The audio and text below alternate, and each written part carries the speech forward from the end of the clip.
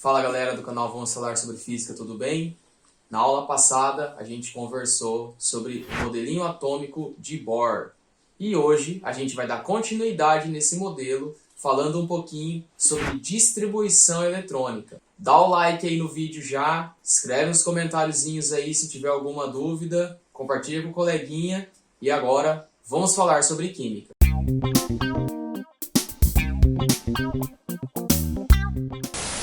Então, eu sou o professor Denis, professor de Química, e aqui no canal nós vamos falar sobre Química. Hoje, então, falando um pouquinho, dando continuidade naquele tema que a gente estava trabalhando na aula passada, a gente vai continuar o modelinho de Bohr. Para relembrar lá, Bohr propôs o modelinho com um núcleo, com os elétrons circulando ao redor na eletrosfera, e essa eletrosfera é dividida em camadas. E essas camadas, que a gente vai começar a conhecer um pouquinho melhor agora, ele estabeleceu como níveis de energia. Os menores níveis de energia mais próximo do núcleo, os maiores níveis de energia mais distantes do núcleo. Através dos cálculos matemáticos e dos experimentos que ele fez, ele conseguiu estabelecer que para os átomos conhecidos poderiam apresentar até 7 camadas. E ele nomeou essas camadas partindo da primeira, a camada mais próxima do núcleo, com a letra K. E seguindo a sequência, então a segunda camada, a letra L, M, N, O, P e Q, abrangendo assim as 7 camadas conhecidas. Através desses cálculos também, ele conseguiu estabelecer quantos elétrons cada camada suportaria. Então vamos pensar, se a primeira camada está mais próxima do núcleo, o raio dela, o diâmetro dela, o tamanho da circunferência, se ela fosse circular perfeitamente, é menor, porque é mais próximo do núcleo. À medida que essas camadas vão se distanciando do núcleo, o raio vai aumentando, a circunferência vai aumentando e o tamanho da camada também vai aumentando. Então, através desses cálculos, ele também conseguiu entender essa quantidade de elétrons que caberia. E a primeira camada, por ser a mais próxima do núcleo, por ter o menor tamanho da circunferência, apresentava apenas um subnível. Então agora a gente já vai começar a conhecer mais uma propriedadezinha, aquilo que a gente chama de subníveis de energia. Essas camadas, então, elas são divididas em subníveis de energia. E esses subníveis foram estabelecidos como o primeiro subnível, subnível S, o segundo subnível, subnível P, o terceiro, subnível D, e o quarto subnível, subnível F. Através dos cálculos, ele descobriu que as camadas, algumas delas, poderiam apresentar até 4 subníveis. Como a primeira camada ela é menorzinha e está mais próxima do núcleo, ela apresentava apenas um subnível, apenas o primeiro. E esse primeiro subnível é o subnível S. Com esses cálculos, ele também conseguiu descobrir que esse primeiro subnível suporta apenas 2 elétrons.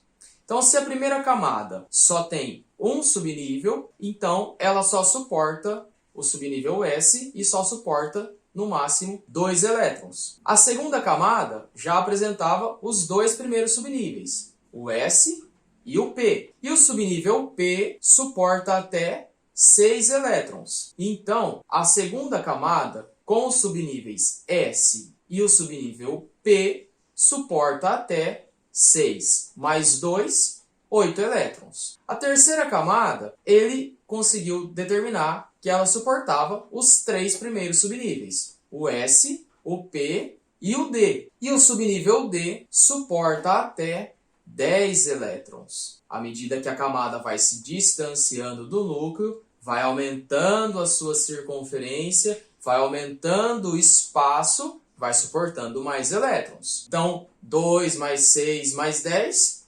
18 elétrons na terceira camada. A quarta camada, por estar mais distante do núcleo, já suportaria até o quarto subnível. S, P, D e F. 2 elétrons no S, 6 elétrons no P, 10 elétrons no D e 14 elétrons no F, totalizando assim, nessa quarta camada, 32 elétrons. Ah, ficou fácil então, professor. A quinta camada vai sempre aumentando os subníveis? Não. Aí é que está o grande detalhe. Na quinta camada, como ela já fica muito distante do núcleo, lembrando que a gente falou já na aula passada, que o que segura, o que mantém o elétron no átomo é a atração entre as forças opostas, entre as cargas opostas, carga negativa do elétron, carga positiva do núcleo. À medida que vai se distanciando do núcleo, essa força de atração vai diminuindo. É igual como você pensar em um ímã. Quanto mais distante o ímã está do metal, menor é a força de atração. Então, chegou um ponto em que, apesar de a camada ser muito grande e caber muito espaço ali, muito elétron, mas a força de atração já diminui. Então, em vez de aumentar a capacidade de elétrons e de subníveis da quarta camada para a quinta camada, ele mantém os mesmos 32 elétrons na quinta camada, com os mesmos 4 primeiros subníveis, ou os únicos subníveis, na verdade, existentes. O S, o P, o D e o F, 2, 6, 10, 14, totalizando 32 elétrons também na quinta camada. A sexta camada já fica mais distante ainda do núcleo. E aí, apesar dela ter um tamanho maior, mas a força de atração fica muito menor. Então, ela perde o último subnível. Ela só suporta os 3 primeiros subníveis, o S, o P e o D. E ela passa a suportar, então, só 18 elétrons. A sétima camada, que é a última camada para os átomos conhecidos, ela só vai suportar menos elétrons ainda, porque ela já ficou muito distante do núcleo. Ela só suporta os 2 primeiros subníveis, o S e o P, totalizando 8 elétrons. Tudo isso, então, ele descobriu através de cálculos matemáticos e alguns experimentos. Para a gente representar esses números de camada, subnível e quantidade de elétrons, a gente vai colocar mais ou menos dessa forma. O número grande aqui representa a camada que ele está falando, primeira camada, segunda camada, terceira, então pode ser de 1 a 7. Essa letrinha do lado, que é o subnível, pode ser o S, o P, o D ou o F, e esse númerozinho pequenininho em cima, que representa a quantidade de elétrons que está contida nesse subnível. Se for o subnível S, pode ser 1 ou 2 elétrons. Se for o subnível P, pode ser de 1, 2, 3, 4, 5 ou 6 elétrons. Veja que o subnível não precisa estar totalmente preenchido. Vai depender da quantidade de elétrons que o átomo vai apresentar. Através de todos esses estudos, então, por Bohr, elaborados por Bohr, teve um cara chamado Linus Pauling, que montou um diagraminha para representar esses elétrons, essa sequência energética dos elétrons. Ele chamou isso de diagrama de energia e hoje a gente conhece como diagrama de Linus Pauling. Esse diagraminha de Linus Pauling é bem facinho da gente montar ele. Então a gente vai colocar ali na primeira linha o 1s2, primeiro camada, camada 1, subnível S, porque ela só suporta o primeiro subnível, e o 2zinho ali em cima, porque esse subnível suporta até 2 elétrons.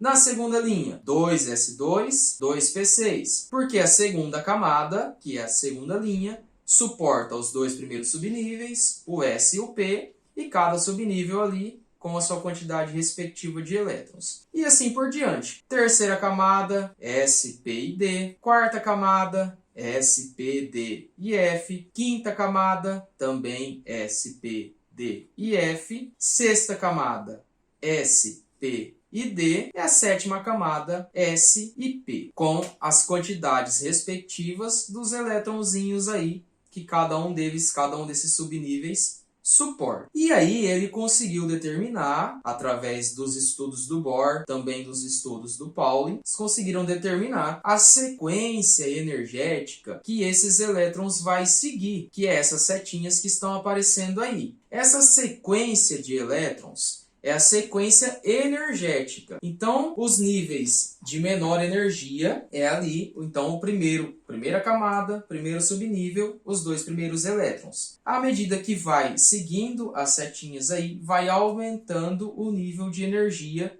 dos elétrons nas camadas e nos subníveis, tá? Então, isso é a ordem crescente de energia dos subníveis nessas setinhas aí na diagonal. Um fato interessante sobre esse diagrama é que se a gente for, muitas vezes a gente se confunde aí e pensa que os elétrons vai seguir a sequência. 1s2, 2s2, 2p6, 3s2, 3p6, 3d10, 4s2. Na verdade, não. Se a gente for observar, lá do 3p6, em vez de ir para o 3d10, a setinha desce primeiro para o 4s2. Depois ela volta lá em cima para o 3d10. Por que que tem essa transição aí? Porque o subnível D, ele suporta 10 elétrons. Então, para preencher ele, precisa de muito elétron. Então, é muito mais fácil eu preencher primeiro o 4s2, que é só 2 elétrons,